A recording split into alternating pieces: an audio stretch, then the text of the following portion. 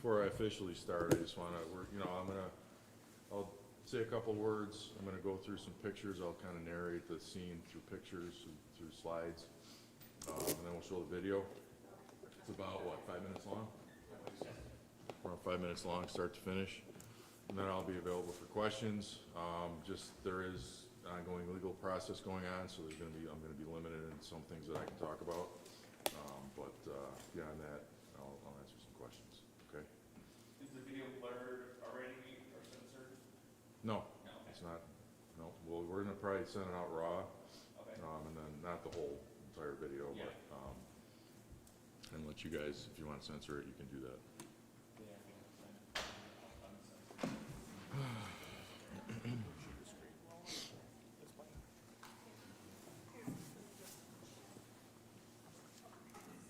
Is this from one body cam or more than one? This will be from 2 body cameras, two viewpoints, and they're synchronized time-wise. So they may, one won't start right away. It'll start when it syncs up with the other one. When it's you'll see.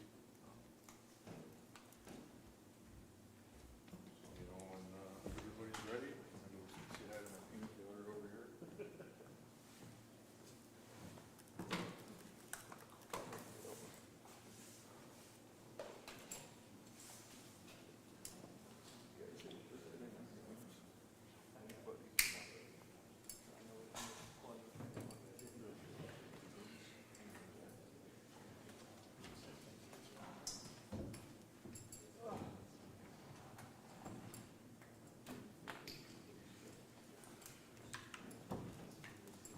No more room for any lights.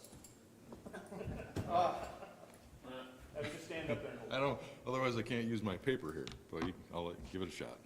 I think I can find space. Of course, I have to have an access unit, so it's making everything even more difficult for me. Greg, bigger podium. We're gonna have to. Either that, or we just don't have any more of these incidents. One of the two. Yeah, there you go.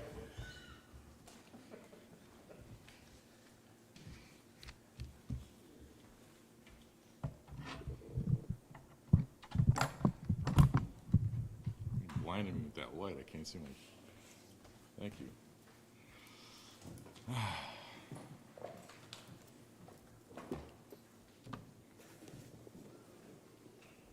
Everybody ready to go? Yes? Okay, we're good, Chris? All right.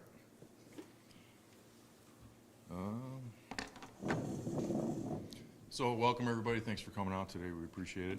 I want to start with, we do value transparency, and from the beginning of this, we've wanted to get the video out, it's been our intention. But we do have to respect the investigative and the ongoing legal process.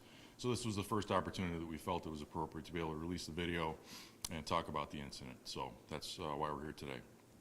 I also want to say that the officers involved in this unfortunate incident were put in a very difficult position. And we value all life. It's unfortunate when anyone is injured, but the person's actions on that day left the officers with no choice but to defend themselves. The officers were faced with an unprovoked, deadly physical force incident. They performed professionally under very difficult circumstances. This department fully backs the actions that they took on that day, and we're proud of how they performed.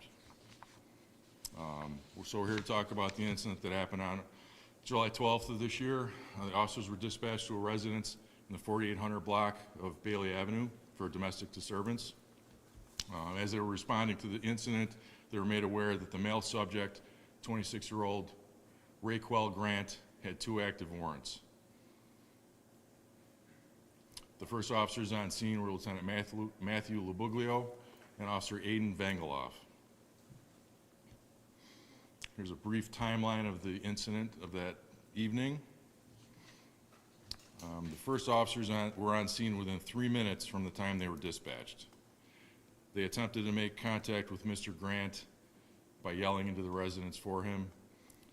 Very shortly thereafter, Mr. Grant exits the rear window of the residence armed with 2 knives, and he charges at Officer Vangeloff. Within 2 seconds, Officer Vangeloff is on the ground and has been stabbed. Lieutenant Labuglio, who's at the side of the residence, hears the commotion in the backyard and starts to head that way.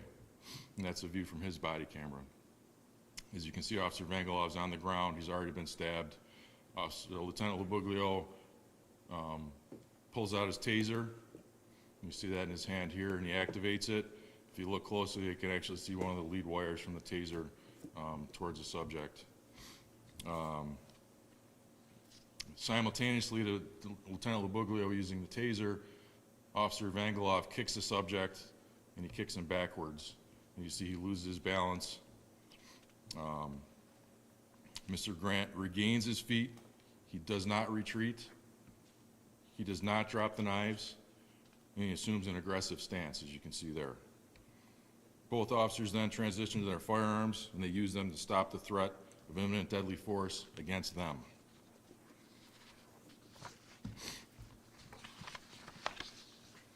From the time that Mr. Grant left the window of the house to the time that we used force against him was 6 seconds. Immediately upon stopping the threat, the officers initiated efforts to render first aid to Mr. Grant. An ambulance was requested. Officers retrieved medical kits, and they began performing first aid on him within a minute of this incident. So this is these are the first aid kits that we keep in all of the cars. Every car has one. They have tourniquets, they have chest seals, they have quick clot, gauze, bandages, and these are all the things that were used. Well, they didn't use they may have used a tourniquet as well, but they used most of these things on Mr. Grant. Could you just repeat that part about the 6 seconds? From the time that Mr. Grant left the window of the residence and the end of the incident when the officers used force was 6 seconds. In the window? You said he came out of a window? Came out of a window, yes. And these are the 2 knives that were recovered at the scene that Mr. Grant had in his hands. He had 2 knives in his... 2 knives, one in each hand. One in each both hand. hands. Yes, A knife in each hand. yes, one in each hand. And now, unless there's questions about the incident itself, we'll show the video. Good? Okay.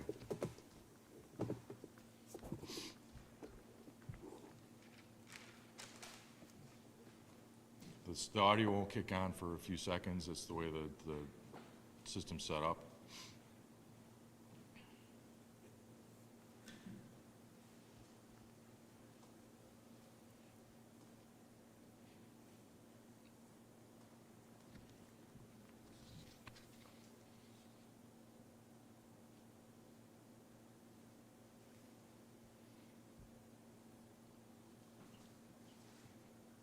So the camera that you're looking at now, I believe, is Lieutenant Labuglio.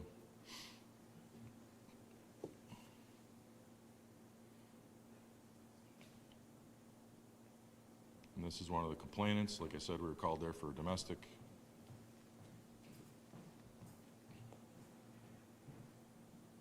And that's Officer Vangeloff coming up. The suspect we've dealt with before, Mr. Grant, we've dealt with before, and he often runs out the back of the house, so the officers were checking to make sure he hadn't left the back of the house. That was not the case, so that they reassessed. Is the audio working?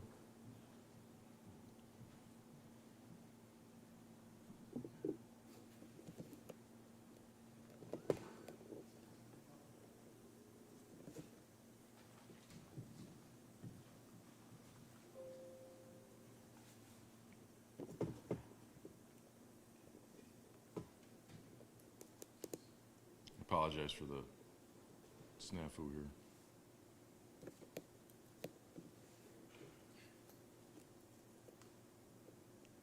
Can we pull it forward so it's where we left off? Maybe just as Aiden's walking up. There you go.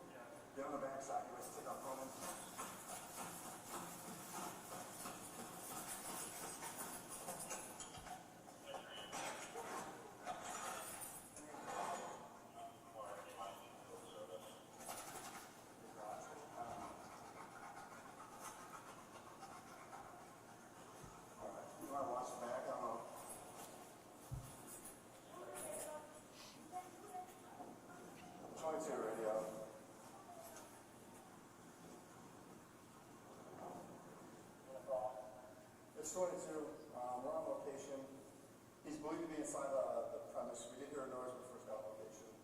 Don't know if he ran out the back yet or not. I just put patrol free watch in the rear of the residence and we'll watch the front lights a little more before we do anything else. Yeah, 40% rear of the residence.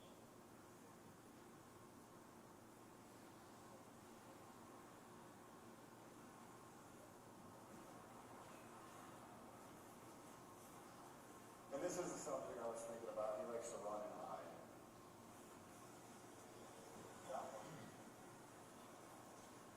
And when you get a chance, keep it from the possible F2.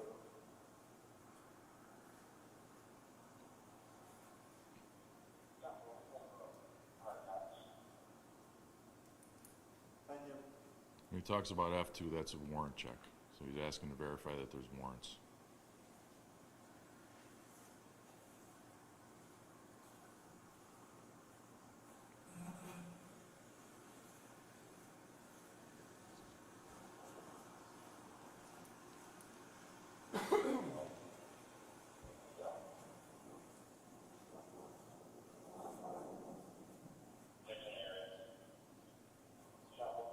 Go search the, go check the rear with Aiden. Like the backyard. Yeah, there's like a shed, there's a shed in the garage. Yeah, I think that's the complainant. Oh no, this will be the victim. Yeah, go back to Aiden, I actually didn't fucking run out.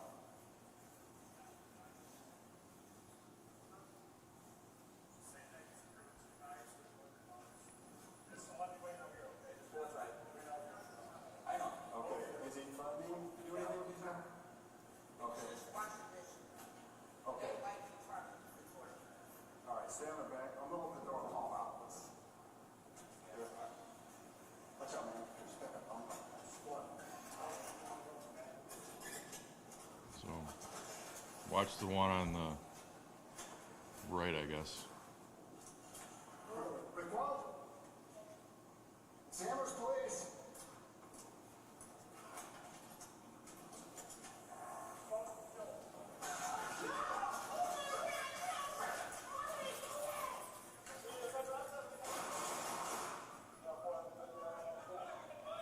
Shots fired, we have one suspect down.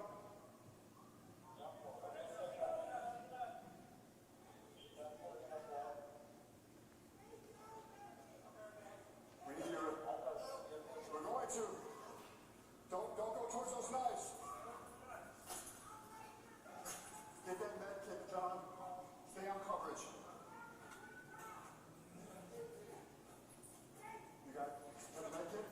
All right. Next officer, we need a med kit in the back. Are you okay, Andy?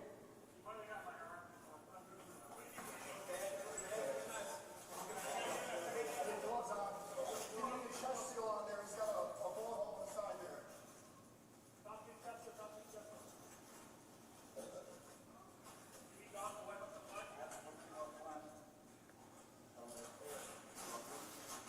All hands you got stuff, but I'm not seeing. What are the chest seals? You got it? You see it? All right.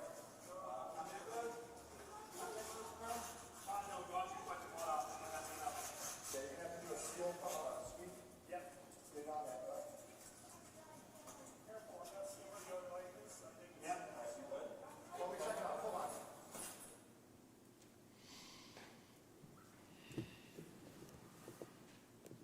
All right, I'll be willing to answer questions. If you want to look at it again, we can run through from the time that the incident, I know it was fairly fast. We can run that quick again if you want. Could we ask you to first say and spell your name and your title, just so we have that?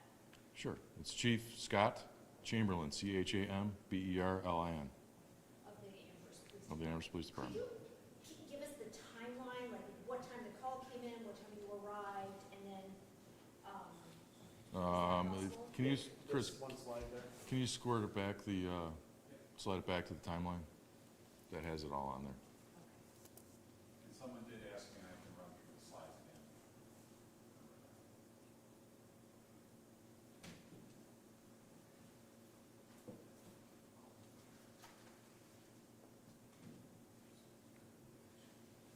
Yeah, and can can you go back one more too, so I can get the names of the officers as well? And did we have a correct spelling of the suspect? It's on the first slide, Oh, or the there we go. second slide. That's the other one I didn't get. Thank you. You're welcome. Can you just show the officers' names again? And what was Mr. Grant, wanted for? What were the warrants for? It was a parole violation.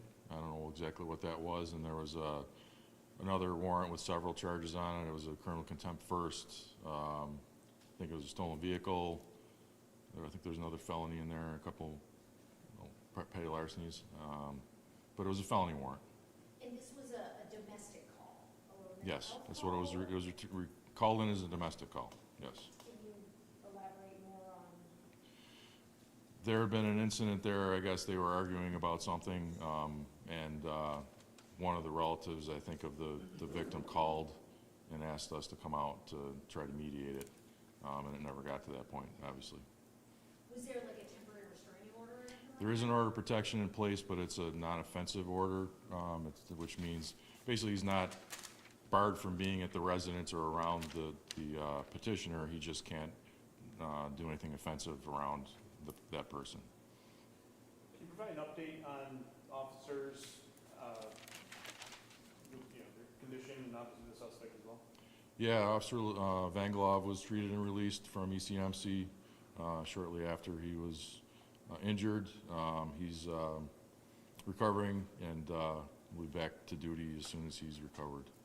Where was he stabbed at? In the arm? The shoulder and the arm. Shoulder and the arm. So he stabbed twice? Yes, two. Okay. That was all really, really fast. Even though you warned us it was 6 seconds long, sitting here watching it ready for it, I almost missed it all. How does an officer react in 6 seconds when two knives are coming at him? Well, it's their training really kicked in. They did an amazing job in that short period of time.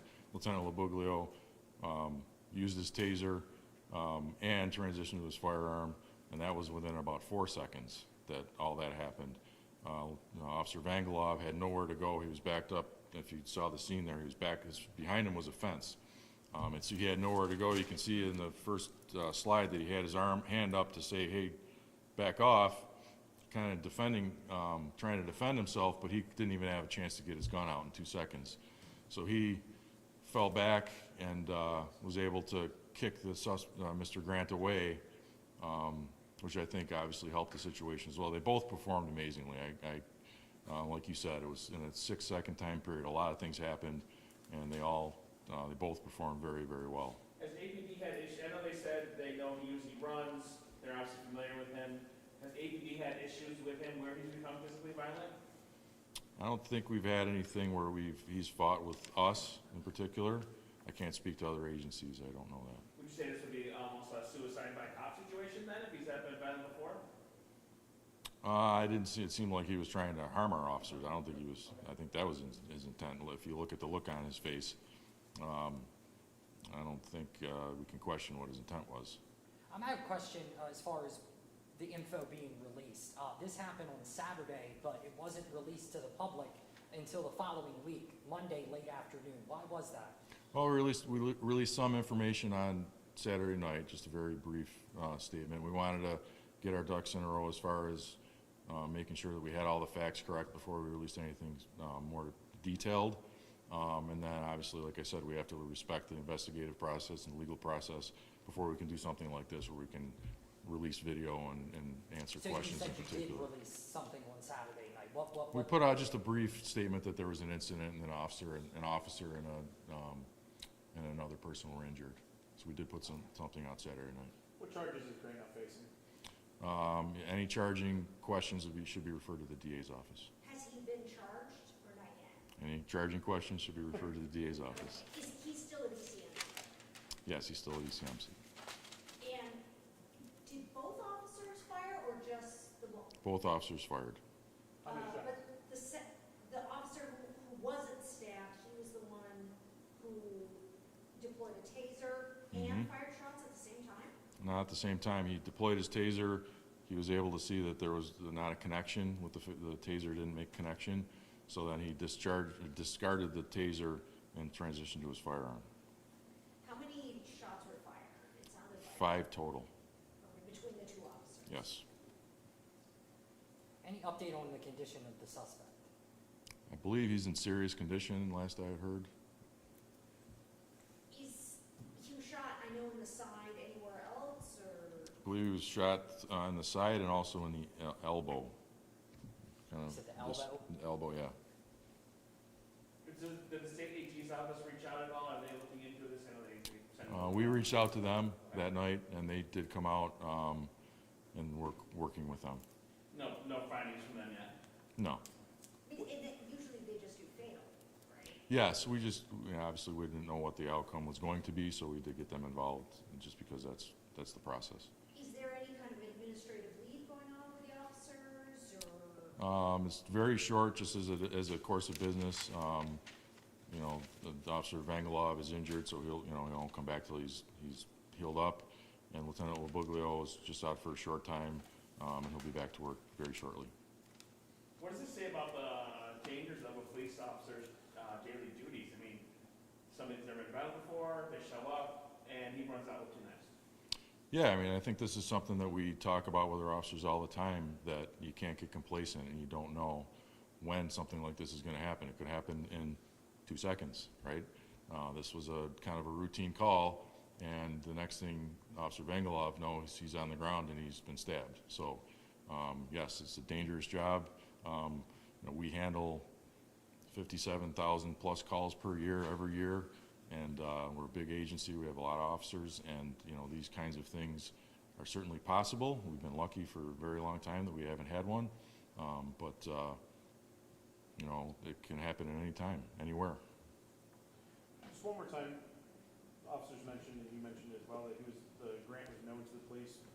In what capacity was that prior knowledge of his interactions with the department? I believe we'd been to the house before. I don't know how many times off the top of my head, but we've dealt with him And that's before. what the guys knew, the crew knew? Yes, yeah, they knew that he had run away before, and it's not a new thing for him. So they didn't think he was going to attack anybody at that point, obviously. Now they just thought he was going to run away if he did anything. So he had never attacked officers before? I can't speak to any other agencies. I don't think we've ever had a use of force, that we use force against our officers, no. I can't speak to other agencies, I don't know. Was the SWAT team there at one point? I believe we did have a call out there because for a domestic situation again, where he would not come out. We did end up getting him out. This is probably about a year ago, if I remember right. Is he known to use any narcotics or anything like that within that part of the system? Not that I'm aware of. I did not look at that, so I could get you that information, but I don't have it right now. How about in terms of a mental health call along those lines? I don't have any information regarding that. What I'm seeing here, I know when you're doing those simulations in the police training, I think there is one just like that, where someone just charges at you. These are things that they try to practice for. Yes? There doesn't seem to be a chance to even de-escalate this situation, right? No, as you saw, we'll run through it again. He was out the window and on the officer within 2 seconds. I think he said the officer maybe got one word out before he was stabbed. There was really no chance for that. He was, I'm sorry, stabbed in the arm, right? Shoulder and arm, yes. Yeah, Mr. Grant left us no choice in the situation. We weren't able to de-escalate. Do you have any sense of why this particular incident escalated on Grant's behalf? Again, prior experience with him, and all of a sudden, this one, he's charging at officers with knives. No, I have no idea. Did the taser have no effect on him, or? The taser did not make a connection, so that can mean one of two things. It could mean that both probes have to hit the person for there to be a connection. So whether one of them got caught in the pant leg and didn't get enough, we didn't just get enough contact, or one of the probes missed. It's hard to know why. You can't really see it, but all we know is that didn't complete the circuit, basically. When you look at that picture, Chief, knowing that's one of your officers, this guy coming at him with 2 knives, how does that make you feel? Obviously it's very scary. These are our brothers and sisters, and we care about them deeply. So anytime anybody's in danger, this is a very dangerous job, and we deal with a lot of things, but to see that one of our officers was put in this position is frightening. You know, a lot of officers will say that domestic calls are potentially the most dangerous for police. Do you agree with that, or is this an illustration of how dangerous they can be? Yeah, I mean, I'm sure it's an illustration that they can be dangerous. I think any call can be dangerous. It's really you don't know who you're dealing with ever, really, and what's in their heart and what's in their mind. So that's why the officers just need to be on guard and ready at all times. Is this something that you think your officers will learn from when you show this and? Yeah, I mean, any situation that we have, we try to use it as a learning experience, and I think that's obviously you want excellence, you want to do things well, you have to learn from things, and they performed amazingly in this situation, in a very difficult situation, and other officers can use this as an example of how to perform under stressful situations. And yes, obviously we will use this and try to make sure that the officers all can see how, just is a very good reminder of how dangerous our job is. Does this illustrate why it's a good thing for police to wear body cams? I mean, this really shows the public what these officers were dealing with. Mm-hmm. How do you feel about body cams in general, and especially in this case? Yeah, I think body cameras are a good thing. In this case, it showed the professionalism and of our officers and the good job that they did, and I think that's a good thing, and it tells the full story. In this case, it doesn't always, but in this case, we got the full story here, and that's important. How do you say Officer Aiden's last name? Vangelov? Vangelov. Okay, Vangelov. How old Can is, you tell us about those officers, how many years, what, are they partners, are they? I believe Lieutenant Labuglio has 14 years, and Officer Vangelov has 4 years on the job. And do they work as partners, or Lieutenant Labuglio would be the supervisor of the shift, or one of the supervisors on the shift. He was supervising that call, and we generally don't work with partners, so the officers work in single-man cars usually. Sometimes we double them up, but he was just at the call because the lieutenant was at the call because he was close by and he wanted to supervise. is that kind of standard for like a domestic, or, a situation like this? And we always send at least 2 officers to a domestic because we always want to make sure you have enough people there to handle situations like this. I know the house address was never initially released, and you don't have to necessarily lose now, but what street did this happen on? On Bailey Avenue? On Bailey? Yep.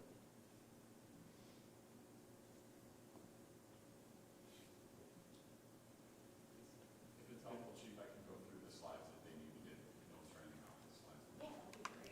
Anybody have any further questions? We're good? I'm good, Chief. Okay, thank you, I appreciate it.